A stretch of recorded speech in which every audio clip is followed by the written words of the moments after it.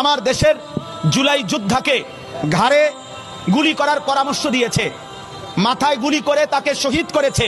বাংলাদেশের জনসংখ্যা কম হতে পারে, তোদের ভারতের জনসংখ্যা বেশি হতে পারে, কিন্তু রব্বে কাবার কসম, আমার বাংলার 18 কোটি জনতা জীবন দিতে যতটা পছন্দ করে তোরা বাঁচতে যতটা চাস বেটা।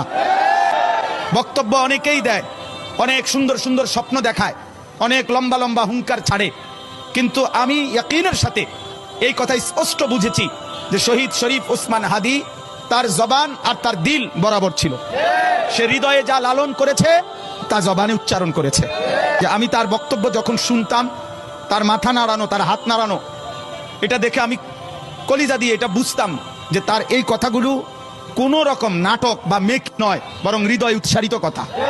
অতএব আজকে ভারতীয় আধিপত্যবাদের দোসররা, তাদের এটা মনে করা উচিত, ভারত থেকে তারা আমার দেশের জুলাই যোদ্ধাকে ঘাড়ে গুলি করার পরামর্শ দিয়েছে, মাথায় গুলি করে তাকে শহীদ করেছে। বাংলাদেশের জনসংখ্যা কম হতে পারে, তোদের ভারতের জনসংখ্যা বেশি হতে পারে, কিন্তু রব্বে কাবার কসম, আমার বাংলার 18 কোটি জনতা জীবন দিতে যতটা পছন্দ করে তোরা বাঁচতে যতটা চাস বেটা। অতএব শহীদ শরীফ ওসমান হাদির নিজের লেখা একটা কবিতা আছে, আমায় ছিঁড়ে খাও হে শকুন। সেই কবিতা শহীদ শরীফ ওসমান হাদি নিজেই আবৃত্তি করেছিল। সে বলেছিল যে আধিপত্যবাদের দোসররা আমার সারা দেহ ছিঁড়ে ছিঁড়ে খাও, কিন্তু আমার মাথা খাইও না, অর্থাৎ আমি মাথা বিক্রি করব না। কিন্তু দুশ্মন শহীদ শরীফ ওসমান হাদির মাথায় গুলি করেছে, জীবন দিয়েছে, কিন্তু শহীদ শরীফ ওসমান হাদি প্রমাণ করেছে, ধ্রিম ধ্রিম বাজে গণ দুন্দুবি দামামা, হাঁকে ভীর শির দেগা নিহি দেগা আমামা।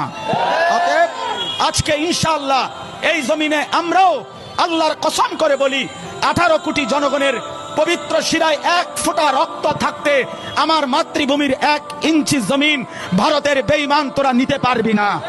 এই জমিন 1 রক্ত নয়, 1 হাদি নয়, লক্ষ কোটি হাদির রক্তের পবিত্র জমিনে প্রয়োজনে খুন ঝরবে, কিন্তু আজাদি থাকবেই থাকবে, থাকবেই থাকবে, থাকবেই।